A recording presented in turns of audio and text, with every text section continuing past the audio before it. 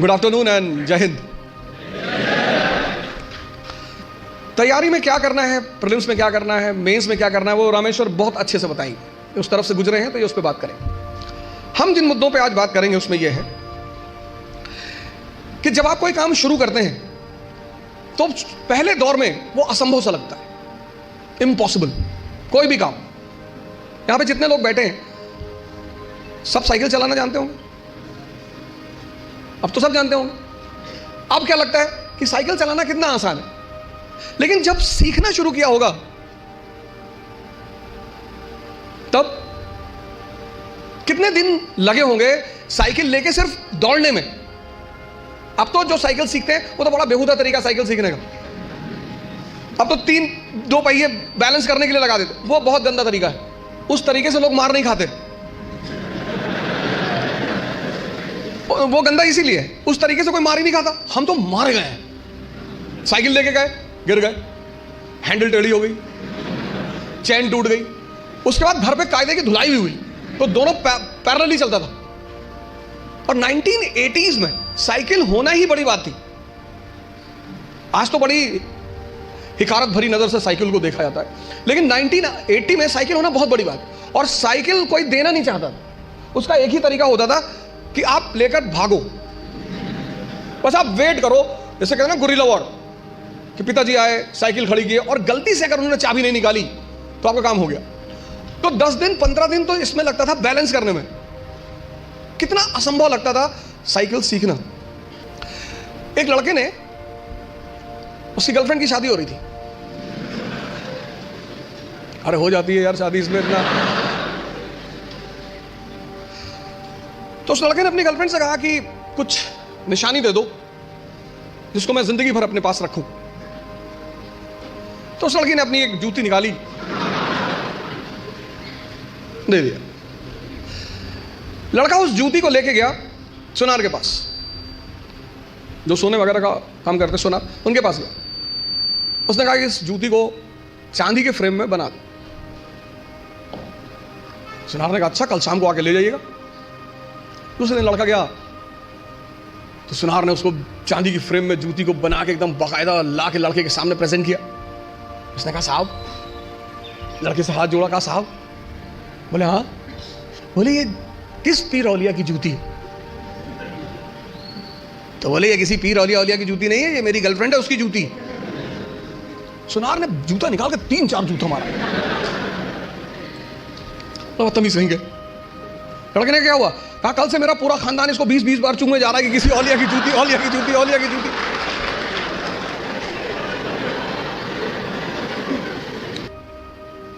पहले उसको समझो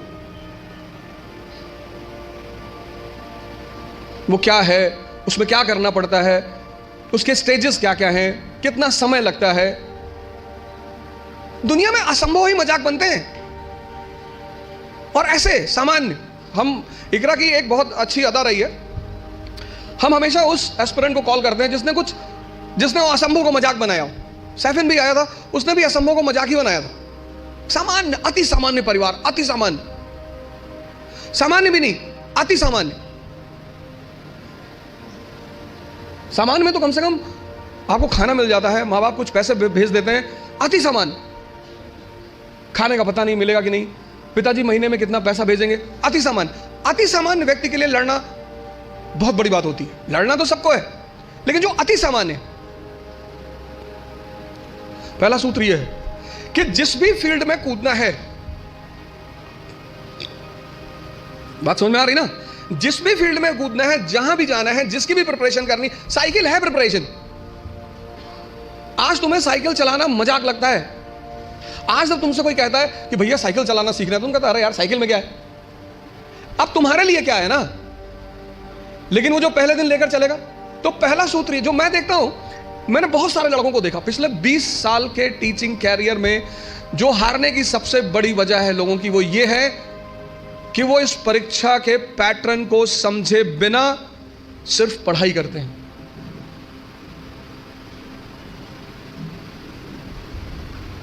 और हर चीज का एक तरीका है, और हर जगह कोई गुरु है। आपको भी किसी ने साइकिल चलाना सिखाया होगा, वहां भी कोई गुरु रहा होगा। उसने कहा होगा हैंडल बैलेंस कर, हैंडल बैलेंस कर, सीधे देखो, सीधे देखो। कहां किसको सीधे दिखाई पड़ता है? पैंडल में पैर रखो तो हैंडल घूम रही है, हैंडल संभालो तो पैंडल इधर जा रहा है, और सब संभाले तो खुद नीचे आ गए। पहला फॉर्मूला असंभव को मजाक बनाने का है कि जिस फील्ड में जाना है उसके पूरे पैटर्न का पहले अध्ययन करना है। तो पहला काम आप यही करो, समझो कि इस पर्टिकुलर एग्जामिनेशन की क्या आवश्यकता है। दूसरा, सेल्फ इंट्रोस्पेक्शन। आपकी क्षमता कितनी, आपकी ताकत कितनी, कम है बढ़ा लो। भाई पहले दिन जॉगिंग करने जाओगे तो 20 किलोमीटर करोगे, और 20 किलोमीटर कर लिए तो शाम को आईसीयू में मिलोगे। जब भी हम कोई काम शुरू करते हैं तो हमारा मन बड़ा एक्साइटमेंट में रहता है। जैसे बड़ी छोटा सा एग्जांपल है, जब हम स्कूल में थे और क्लास चेंज होती थी, ये 3rd से 4th में गए, तो जब 4th क्लास की किताबें आती थी नई नई, उस दिन पढ़ने का बड़ा मन करता था। फिर 10 दिन बाद जब वो किताबें पुरानी हो जाती थी तो वही किताबें देखने का मन नहीं करता था। ये मन का नेचर है, एक्साइटमेंट।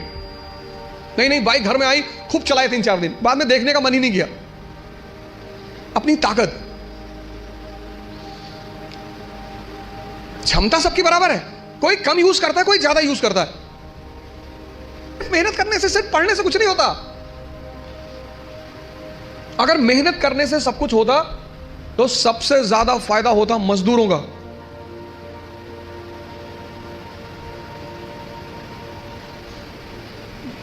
और राजा भी मेहनत करता है, मजदूर भी मेहनत करता है, मेहनत दोनों करते हैं।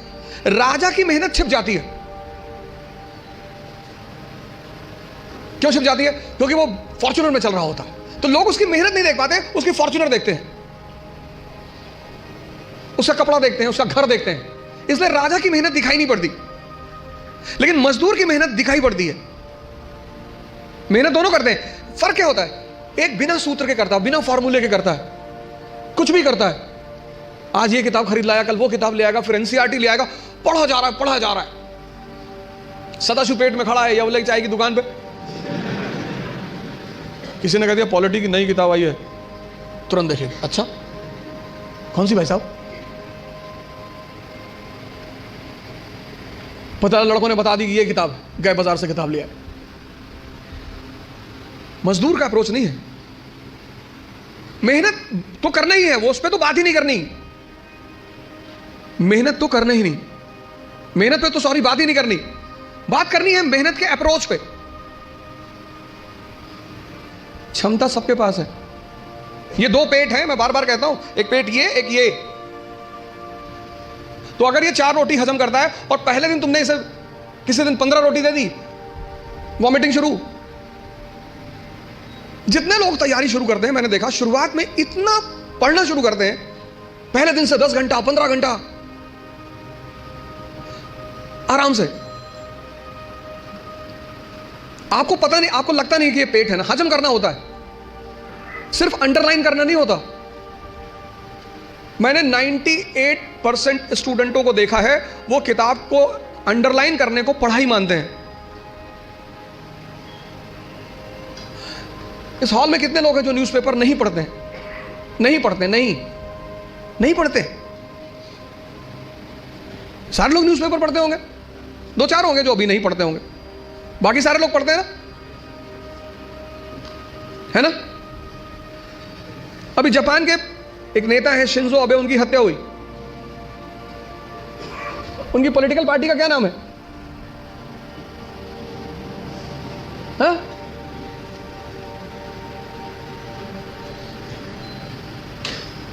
किसी को नहीं पता? अरे भैया, हफ्ते भर पहले की घटना है,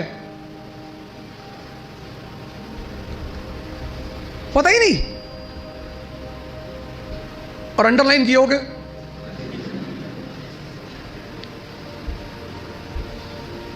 कितनी बड़ी, कितनी एक लाइव एग्जांपल देखो।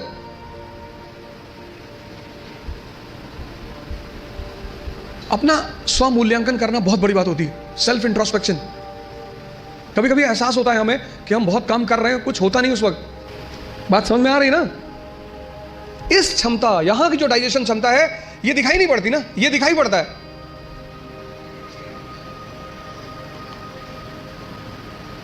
ये पेट दिखाई पड़ता है, ये पेट दिखाई नहीं पड़ता। अब ये क्षमता विकसित स्ट्रॉन्ग कैसे होगी? बड़ा प्यारा फॉर्मूला, सेकंड फॉर्मूला। क्षमता बढ़ानी है मन की हजम करने की, बहुत प्यारा, जो कि फिर 98% लोग नहीं करते। तुम बिना सोचे पढ़ सकते हो, तुम बिना सोचे पढ़ सकते हो, बिना सोचे लिख नहीं सकते। एक फॉर्मूला है 20 पेजेस पर डे। आप लिखिए, आप किसी भी कोचिंग जाते हैं, कहीं भी जाते हैं, कोई टॉपिक खत्म होता है, उस टॉपिक को आप कम से कम 5 बार लिखिए। आप पढ़ने की आदत छोड़िए, लिखना शुरू करिए। जितना आप लिखेंगे उतना सोचने की क्षमता या हजम करने की क्षमता डेवलप होगी। भाई पहले दिन जॉगिंग करने गए, 2 किलोमीटर गए, 5 दिन 6 दिन 2 किलोमीटर जाते रहे, फिर 10वें दिन 5 किलोमीटर, क्षमता बढ़ी ना। एक दिन में नहीं बढ़ेगी। यह दूसरा फॉर्मूला है। अपनी इंटरनल क्षमता को बढ़ाओ।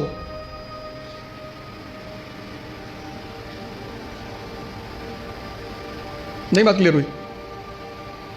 हाँ, कितने लोगों को इस बात का वो रहता है, मुझसे बहुत सारे लोग मिलते हैं, सर हमें कुछ याद नहीं रहता। आपने हजम ही नहीं किया। मूवी आपको पूरी याद रहती है ना, नॉवेल पढ़ा आपने पूरी याद रहता है, पूरा नॉवेल, एक एक लाइन, एक एक कैरेक्टर याद है। ये क्यों नहीं याद है? क्योंकि आपने हजम करने की कोशिश नहीं की। ये दूसरा फॉर्मूला। अपनी इंटरनल कैपेसिटी को पहचानो, पहचानो। यही तो है सेल्फ इंट्रोस्पेक्शन। और अगर वो कम है, बढ़ा लो। 3 महीने, 90 दिन का कोर्स है ये। 3 महीने, 3 महीने अगर 20 पेजेस लिख ले गए तो तुम बिलीव नहीं करोगे कि तुम्हारे सोचने की क्षमता कितनी डेवलप हो जाएगी, हजम करने की क्षमता कितनी डेवलप हो जाएगी। ये दूसरी चीज, अपना मूल्यांकन, अपनी ताकत को समझना कि मेरा पोटेंशियल लेवल क्या है। क्लास खत्म हुई, आप घर गए, आप जो 2.5 घंटा पढ़ाया उसको रीराइट करने की कोशिश करो। संभावना है कि आप सिर्फ 30% लिख पाएंगे, शायद। कुछ लोग तो 10% भी नहीं रिकॉल कर पाते। तो पहला काम क्या करना है? एग्जामिनेशन पैटर्न को समझना है। ये क्या है, कैसे है, पहला चरण क्या है, दूसरा चरण क्या है, तीसरा चरण क्या है। दूसरा क्या करना है? सेल्फ इंट्रोस्पेक्शन करना है। सेल्फ इंट्रोस्पेक्शन करो। दूसरा काम, अपनी क्षमता को पहचानो। अगर कम है, अगर तुम 2 किलोमीटर सिर्फ वॉक कर सकते हो एक दिन में, कोई बात नहीं, उसको 25-30 किलोमीटर तक पहुंचाओ। इन सब लोगों ने यही किया, अपनी क्षमता को पहचाना, सेल्फ इंट्रोस्पेक्ट किया, उसमें को बढ़ाया। हम जब तैयारी करने आए थे, हमको कुछ नहीं आता था।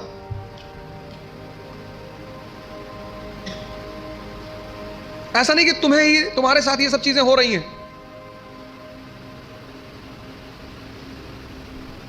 तो पहली बात, पहला काम क्या करना है? एग्जामिनेशन पैटर्न को समझना है। दूसरा काम क्या करना है? Self introspection. तीसरी बात, कहावत है हिंदी में, लकीर के फकीर। मतलब उनको एक ट्रैक पे रख दो, वो उस ट्रैक से कभी हटेंगे ही नहीं।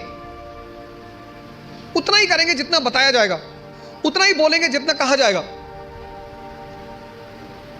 जो जिंदा दिमाग है, जिंदा, वो अपने समय को, जैसे अगर आप आईएएस मेंस का पेपर देखें तो 1970s के जो क्वेश्चन थे वो अलग थे, 1990s के क्वेश्चन अलग हो गए, फिर 2000 के बाद क्वेश्चन बिल्कुल अलग हो गए, और आज तो जो मेंस का पैटर्न है क्वेश्चन पूछने का, वो तो एकदम पलट चुका है।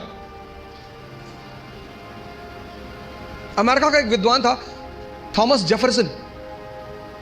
उसने कहा किसी भी संविधान को सिर्फ 19 साल चलना चाहिए। थॉमस जेफरसन, जब अमेरिका में संविधान लिखा जाने लगा तो उसने कहा किसी भी संविधान को सिर्फ 19 साल बस, क्योंकि 19 साल बाद बहुत सी चीजें बदल चुकी होंगी। तो जब चीजें बदल जाएंगी तो फिर संविधान लिखा जाएगा बदली हुई परिस्थिति के हिसाब से।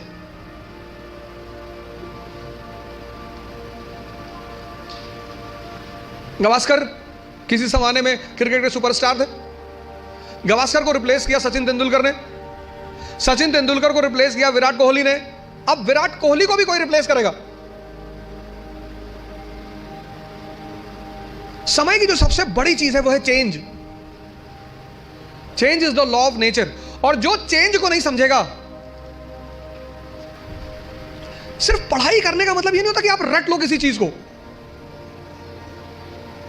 तीसरी सबसे बड़ी चीज ये है कि तुम्हारी जो समय है, सिचुएशन, परिस्थिति, इकोनॉमी, सोसाइटी,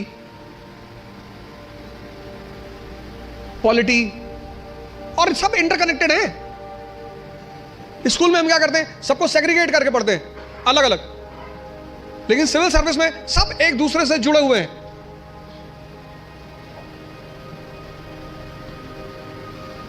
तुम्हारी जो परिस्थिति है, तुम्हारा जो समय है,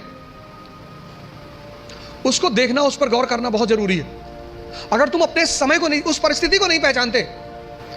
17 का क्वेश्चन पेपर अलग था क्योंकि तब इकोनॉमी और सोसाइटी अलग थी। 80 का क्वेश्चन पेपर अलग था क्योंकि तब इकोनॉमी और सोसाइटी अलग थी। 91 के बाद तो ड्रास्टिक चेंज आया, एलपीजी, तुरंत यू टर्न मारा एग्जामिनेशन पेपर ने, और अब एकदम अलग परिस्थिति दुनिया में चल रही। पूरी दुनिया में, कहीं एक जगह नहीं चल रही है, पूरी दुनिया में।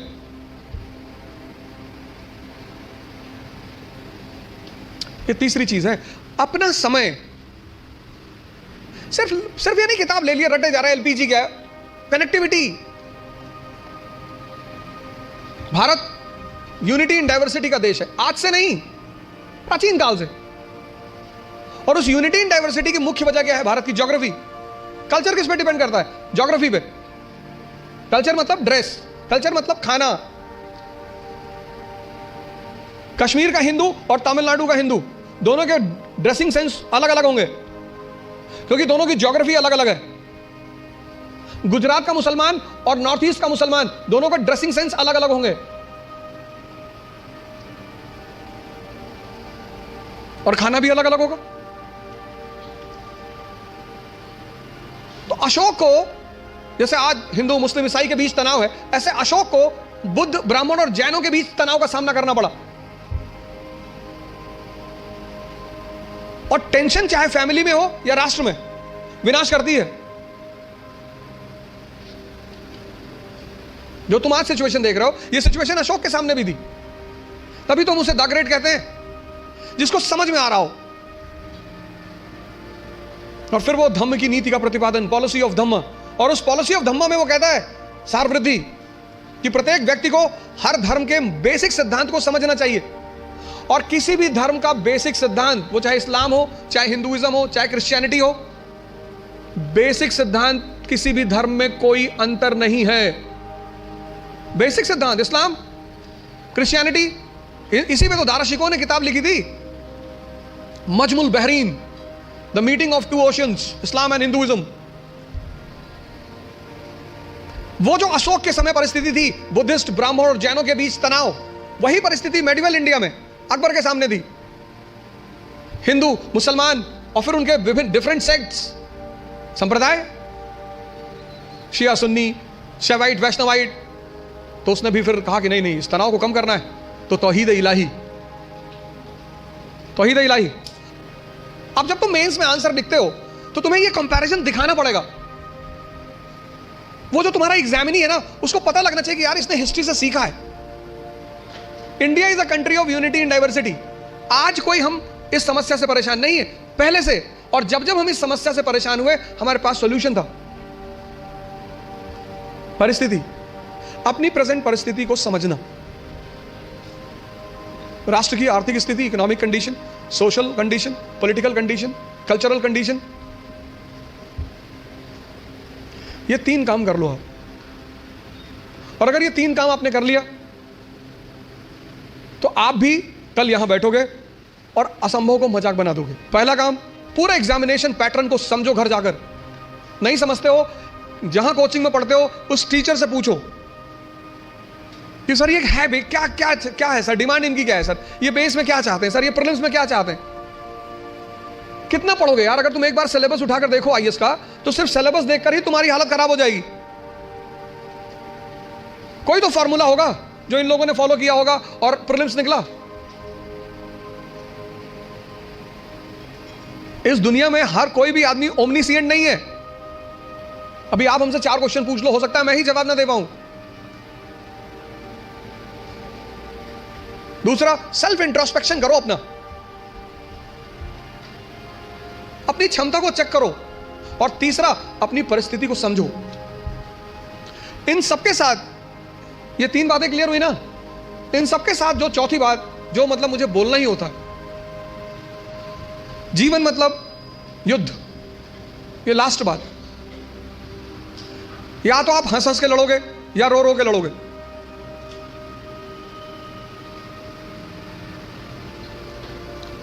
जीवन मतलब युद्ध।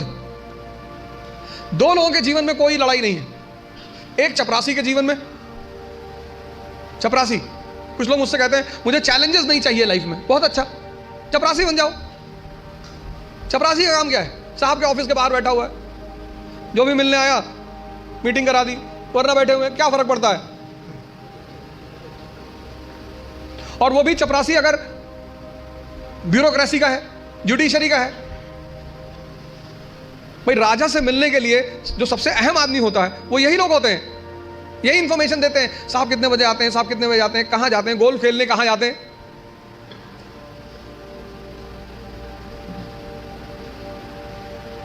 और या फिर जो लोग हरिद्वार चले गए, जिन्होंने कहा भैया हमें नहीं बनना आईएएस, हमें प्रधानमंत्री नहीं बनना, हमें कुछ बनना ही नहीं। आज आप गेरुआ पहन लो, आज आपके जीवन की सारी चुनौती खत्म, क्योंकि आपने मान लिया कि आप इस जीवन की लड़ाई में शामिल नहीं हो। लेकिन जीवन का मजा भी तो यही है। और करना क्या है? तो जब लड़ना है, जब ये पता है कि लड़ना है, युवा मतलब शक्ति। भारत आज एक दुनिया का ऐसा देश है जिसके पास सबसे ज्यादा युवा हैं। और भारत आज दुनिया का एक ऐसा देश है जिसके युवा सबसे ज्यादा डिप्रेशन में है। और जीवन की लड़ाई में 2 ताकतें बहुत काम आएंगी, एक मन की और एक शरीर की। तुम जब भी ऊपर उठोगे तो ये ग्रेविटी तुम्हें नीचे खींचेगी ना। ऐसा समाज की ग्रेविटी है। हम जब आईएएस की तैयारी करने गए तो हमारे गांव में हर आदमी, मतलब एक साहब तो हंसना शुरू किया उन्होंने, और हंसते हंसते गिर गए वो। उन्होंने हमसे पूछा दिल्ली क्यों जा रहे हो? अब मेरा दिमाग खराब था, मैंने कह दिया मैं आईएएस की तैयारी। बोले आईएएस? फिर वो हंसने लगे और हंसते हंसते वो गिर गए। और उस हंसी का इतना रोल रहा मेरे जीवन में, मतलब उस हंसी ने मुझे एकदम मजबूत कर दिया था कि अब आईएएस ही बनना है। उस दिन मुझे एहसास हुआ कि महाभारत क्यों हुई। आपको कोई डांट दे उतना बुरा नहीं लगता, आपको कोई भगा दे बुरा नहीं लगता। जब लोग हंसते हैं ना तब बहुत दर्द होता है।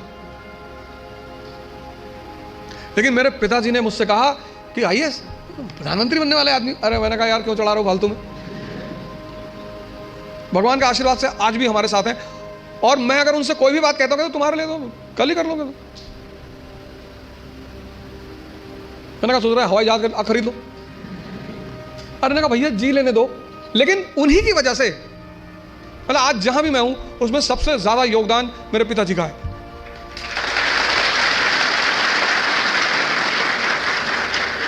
और वो योगदान क्या है सबसे ज्यादा बड़ा? उन्होंने मुझे कभी निराश नहीं किया। हमेशा हर चीज में, अरे तुमसे क्यों नहीं होगा, तुम ही करोगे। तो मैं सब लोगों से यहां रिक्वेस्ट करूंगा कि आप योग और ध्यान से जरूर जुड़ें।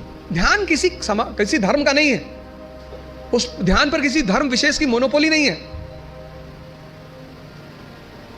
ध्यान का सीधा सा मतलब है अपने मन को समझना। आप में से बहुत सारे लोग हैं जो 10 घंटा पढ़ना चाहते हैं लेकिन ये पढ़ने ही नहीं देता होगा। तुम्हारी जीत किस पर निर्भर करती है? अगर इससे तुम्हारी दोस्ती हो गई और तुम जो करना चाहते हो उसमें ये तुम्हें सपोर्ट करने लगा, या तुम उठे सुबह, तुमने डिसाइड किया कि आज मैं 4 घंटे पढ़ूंगा और तुम्हारा मन तुम्हारे साथ बैठ गया और 8 घंटे बीत गए तुम्हें पता ही नहीं चला, वही तो ब्लेसिंग है।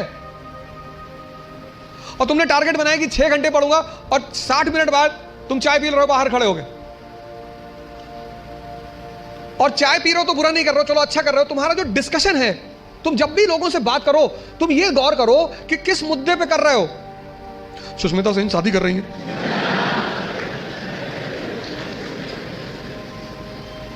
तुम्हारा चाय पीना भी बुरा नहीं है, तुम्हारा डिस्कशन करना भी बुरा नहीं है, बुरा है तुम्हारा मुद्दा।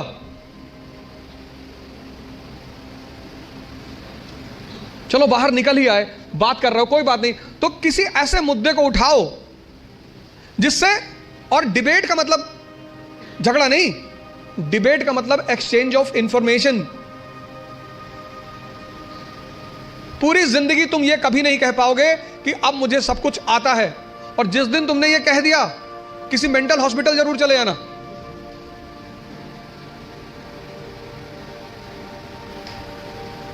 अपने आप को ताकतवर बनाओ, फिजिकली और मेंटली, क्योंकि यही ताकत तुम्हारा उत्साह बनेगी। मुझसे लोग पूछते हैं उत्साह कहां से आता है? शक्ति से। ये जो एंथुजियाज्म है, ये जो कॉन्फिडेंस है, ये ताकत का खेल है। अपनी पढ़ाई के साथ जिस चीज को तुम निगलेक्ट करते हो, जो निगलेक्ट करते हो, तुम उसमें ध्यान ही नहीं देते, वो चीज है तुम्हारी पर्सनैलिटी। पढ़ाई के साथ साथ जो इक्वली इंपॉर्टेंट चीज है वो है पर्सनैलिटी, तुम्हारी साइकोलॉजी, तुम्हारा सोचने का तरीका। 4 बातें आज के इस सेमिनार में मैंने 4 बातें बताई। पहला, पैटर्न ऑफ एग्जामिनेशन। दूसरा, सेल्फ इंट्रोस्पेक्शन। तीसरा, सिचुएशन। और चौथा, पर्सनैलिटी। ये 4 बातें आप हमारी तरफ से आज ले जाओ। बाकी तो एग्जामिनेशन पैटर्न पर रामेश्वर अच्छा बोलेंगे, आप इनसे ज़्यादा सवाल करिएगा।